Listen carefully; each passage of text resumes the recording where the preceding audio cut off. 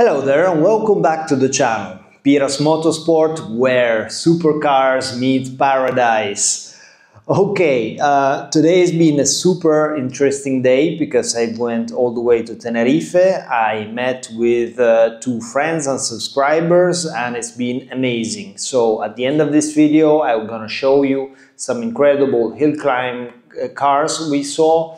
And I've been also visiting a private collection, but I can't talk about that. Very incredible. I mean, the level of the cars that are out here is really top, and the car culture is more alive than ever. You would have never said that in an island like this it would have been so, but it really is. Coming to the point, the GR Yaris is almost here, and it's gonna be arriving with the ship in the container next Friday on the 29th. So I hope that in just a few days from there I can go and open the container myself because I asked them to be there.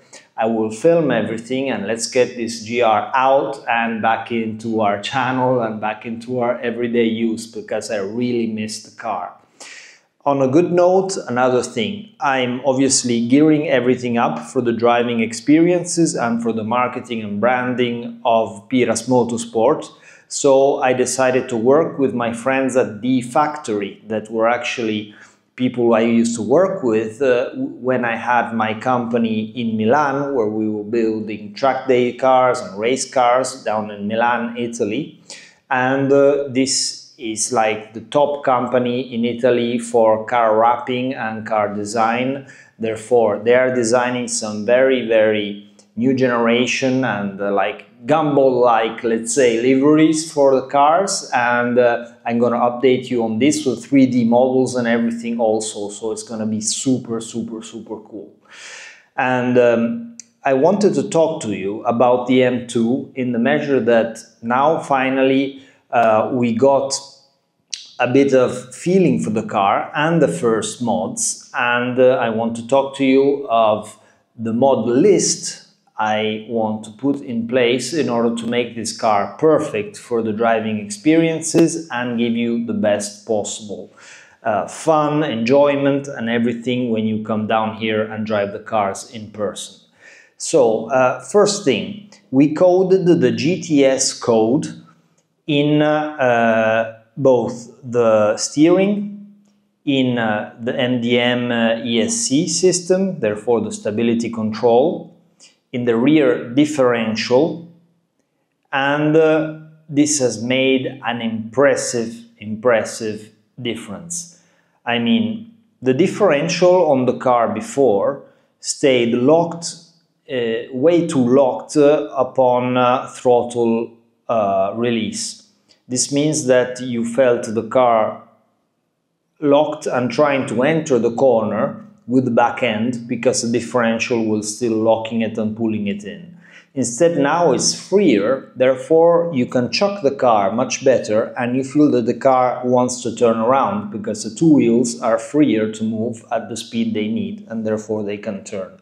Not too much, but it is a very big improvement.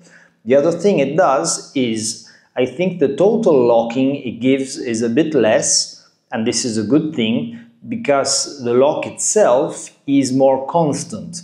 Therefore, you don't have this snappy behavior you used to have before, and putting this together with the Pilot Sport CUP 2 tires, still on 19-inch stock OEM rims that I just installed, the car is totally transformed. Now, yes, I can drive it, I can push it, I can feel it, and it gives me confidence.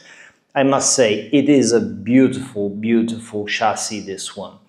And I mean, until you're going up to 7 or 8 tenths, you can ask for nothing more out of the car. And also these passive dampers are beautiful. What happens when you actually push an F87 M2 Competition over that threshold of 7 tenths? Well, I've tried, and when you do push it over, in fact, you start to feel some limitations that you feel on any road-going car, of course. So these limitations come in the form of, number one, kinematics yes, you do feel some bushing movement both in the front and in the rear. And yes, you do feel need for more camber in the front, of course. And these are two things that you feel. After that, what you feel is that the dampers that are very well judged still go outside of their window when you're really pushing. So it ends up, especially on the faster sections, that you ride into the bump stops. And another big issue that I've seen here is that we have a lot of transverse road camber. So it's not like the road goes like this in front of you, but we have road cambers that are transverse and that change. And this is a territory where a well-tuned GI Yaris like mine just has no rivals. And of course, this is a rear-wheel drive car, but the droop in the rear wheels isn't much a stock. And this means that it does not manage to compensate that much, and also the anti-roll bar are quite generous on this car, and this is something that can be improved, and I've already reached out to some suspension companies to understand what they would like to do and in what way. I propose some ideas in order to make it work better in these specific conditions, because when you are full throttle, pedal to the metal with 400 or 450 horsepower, you do not want the car to snap round, especially if you're going out without stability controls, because, you know, things go south very quickly in that occasion, and it snapped out on me already a couple of times. Although now with the new differential mapping, it's more progressive. Yes, you catch it, but this is in perfect conditions. So what happens if it does that, and in that moment you find a bit of dirt on the road or something like this? So you want the mechanical grip to be even more harmonic. So this is what we will try to do in these regards. I've got the 2NH brake kit. Therefore, this is the same as the M3 and M4, F80, F82, 400mm front rotor with the 6-pot caliper and 380 rear with a 4-pot caliper. This is a super good brake system. And what are the downsides?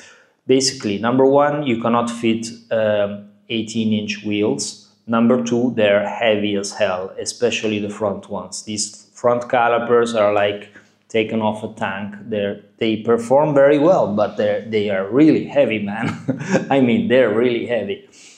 I got the numbers, but I wanted to come on this in a future video when I'll show what we will do. In fact, if you have these calipers and this setup that is, let's say, standard on M2 Competition, that was well spec'd, what can you do if you want to go to 18, and why would you want to go to 18? Well, 18s enable you to get more sidewall and a wider tire at the same time.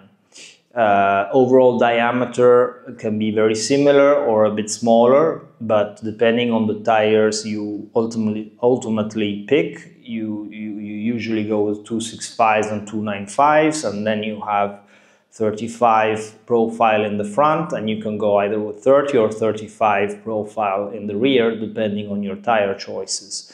And if you go 35 in the rear, there is the option that I'm looking at the moment. You have a nice thick sidewall, and this also works as a secondary spring in the whole suspension department, and especially on road sections it helps you a lot to keep the power down and to copy all the imperfections of the road. On the other hand, on track and on very fast sections, it can have a bit more of a slip angle in regards to the 30 profile. So in order to get these brakes to work, there is a possibility. So I found a guy in Spain mainland that makes some caliper brackets in order to make you fit some brake discs that are 380 millimeters custom made by Paragon Brakes in USA. And this is a quite cheap modification you can carry out, but you're still bearing the same, you have the OEM plus, so you can fit whatever you want on this caliper that is very heavy. If you want to bring it one step further, of course, you have a lot of options. The main options out there are, of course, the AP Racing 500R Plus, and you have the Alcon kit that is used on the M2CS racing race car. And these two are super kits, and I'm sure that there are many other very, very good kits out there, but I'm not here doing a deep dive in brakes just now today. Anyways, there are various possibilities, and these are the main ones. So you got the cheap and the expensive version in order to get this set up. Talking of wheels, of course, we are teaming up with KONIG again, thanks to WIBORG Engineering, and they've got fitment for the 18 size in 10 by 18 ET25 and 11 by 18 ET44, both with the beautiful Hypergram, that is like the lightest wheel, as you know already, from the Yaris, with the best price that is very low for what you get, and also the beautiful fully forged F1M wheel that is more stylish and that I really love on this car because of the Y design that looks very similar also to the CS Racing OEM wheels, but of course are 18 inches and wider and much lighter. I mean, we are talking of something like 2.5 kilos lighter than the BMW wheels, and that is huge, and that is unsprung weight. So this is the direction that we will be going on the wheels. What else? Well, WIBORG is now developing, and his engineering team, of course, a full kinematics kit for the M2, M3, M4, F series platform. So what they're doing is a full kinematics kit that will enable, probably also with the use of only shims, to have a completely revised kinematics of how this suspension works, all the characteristic angles, caster, camber, bump steer, and everything you need. I'm looking forward and really hoping that they will do it with shims, because for me, especially both on a race car and on a road car, shims are so much easier because you take all the guesswork out of it.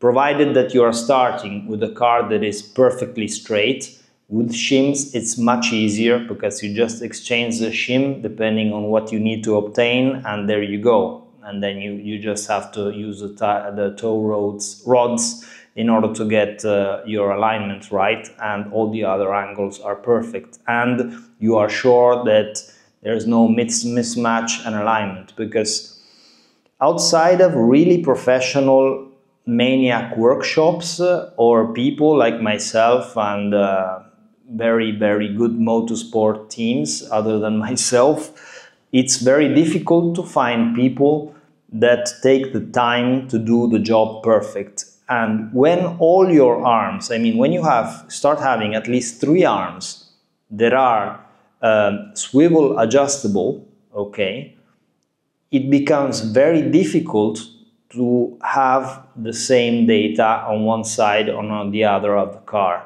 So I've seen more cars that were out of balance because of this than in perfect balance in my life. So this is something to always keep in mind when you see the possibility of having arms with shims instead of just inverted rods in order to, you know, left and right fillet with a rod in the middle to work on that. I think it could be a very good thing. So this will be a great thing, and we will talk about it when it will come. As you know, this car is a manual. So while of course the manual gearbox is a very good box, I'm thinking of a few things. First thing is, for these roads we have, I find myself many times at the end of the second gear, and I can put the third gear in, and then I don't have enough road in front of me in order to work it out and push the gear out through.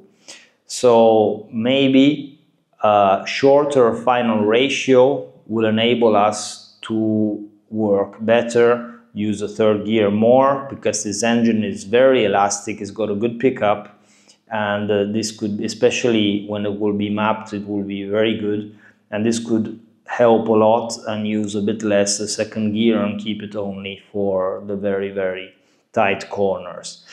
Other things super important, I am presenting you just here the CAE Shifter.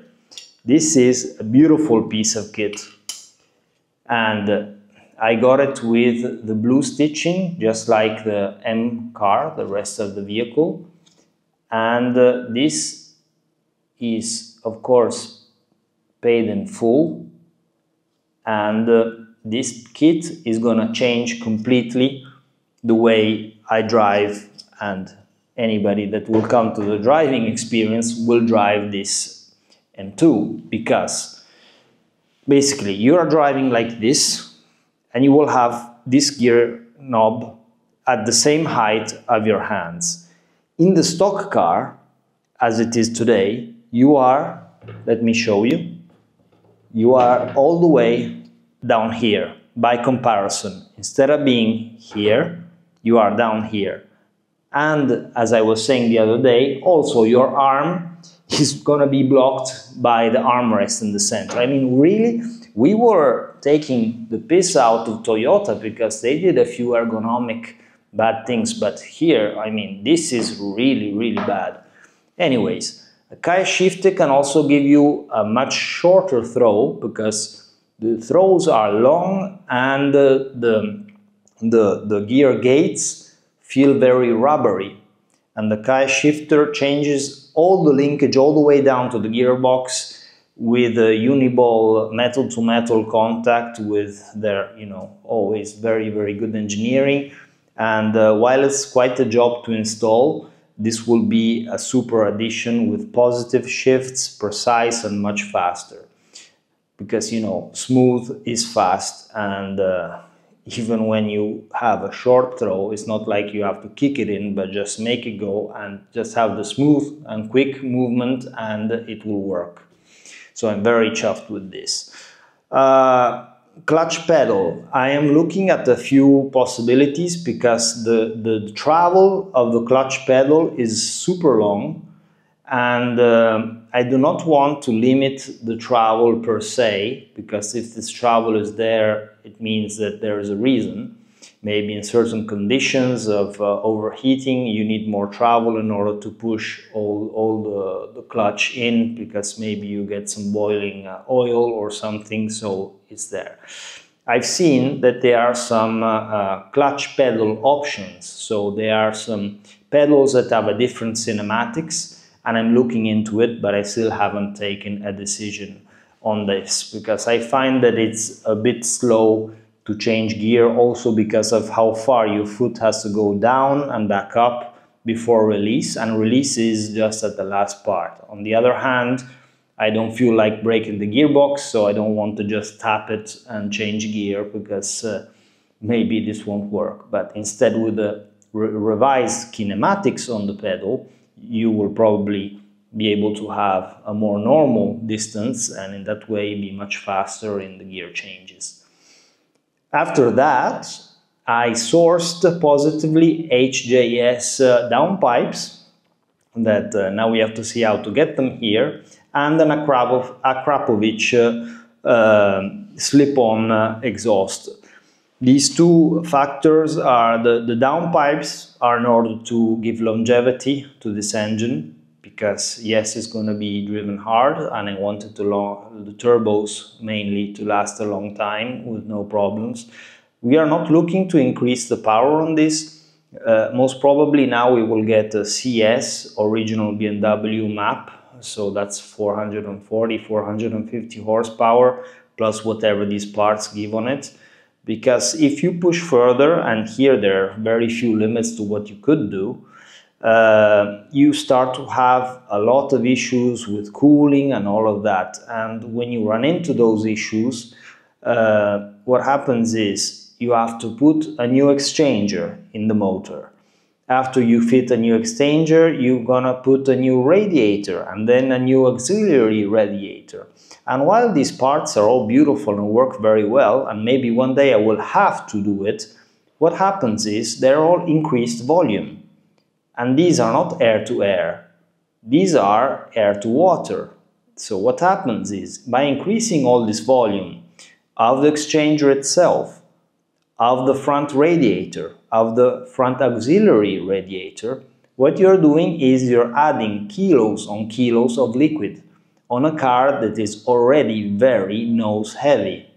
So this is the reason why I would prefer to have a bit less power all in all, because for me it's gonna be, I'm almost sure it's gonna be more than enough, because it's a lot of power. Keep your foot down and then tell me about that. And at the same time, not have all this weight on the nose. I would like to take the weight off. Unfortunately, also the battery and everything is in the rear to compensate. So yes, I would like to put a lithium battery, but it's not going to change the game, because it's 10 or 12 kilos less in the rear. There is not that much you can do in the front to take away weight, unfortunately, and there is a massive amount. Nothing like on the G87, okay, that is much worse. This car is still nimble, and with the wider tires in the front is going to be super. But it is there and it's heavy. It also has all the power. And this brings me to the seats. I'm thinking hard and well if to touch the seats or not, because these ones are, as I was saying, the manual versions. Therefore they're lighter, and I need to weigh them to understand how much they're weighing, because this car I would like to retain its value, and this is also a reason, for example, why to go with HJS real downpipes and Akrapovič exhaust, because all the components that will go on this car will be components that are prime, and everything will be done with my engineering all at best, and therefore to retain the car's value, top maintenance and everything. Because if you start messing around with other components, yeah, then you will just have to take everything off, and when one day I will want to sell it or just have it in the collection, it will be not so nice. Instead, with top spec parts is gonna be great. So yes, I am very happy of this purchase, and these improvements that we will see in the coming weeks and months, depending on how long it takes me to source everything and get it here physically.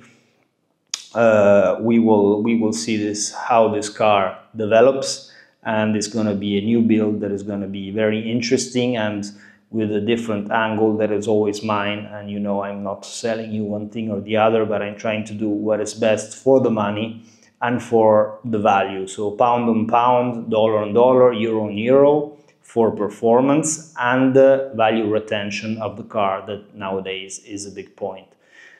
So I will leave you now with some cool images, I hope, from the trip we had to Tenerife today to see this hill climb race. And I'm gonna see you very soon with new parts, new news from the garage that is now almost ready. Cheers now, bye. Good morning to all. Yeah, it's early in the morning. We are on a road trip today, and we're going to Tenerife because we have a couple of friends from the channel, and also we have a rally going on in Tenerife. So now we're gonna gear up with the M2 and go there and make a bunch of content, and it's gonna be a very cool day. So let's get to it.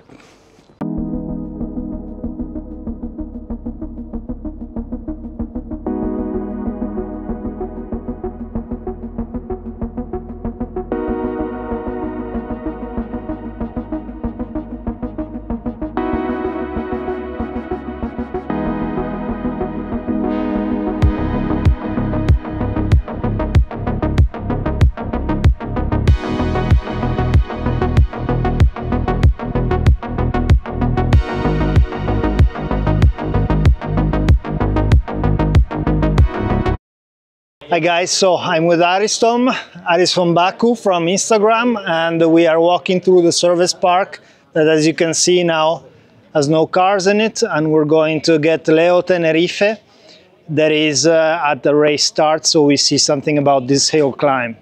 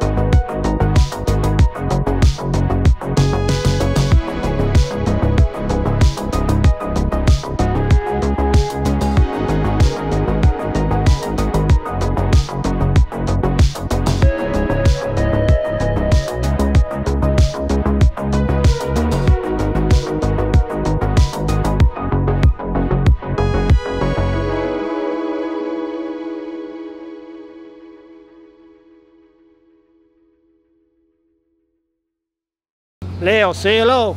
Okay. And Leo Tenerife.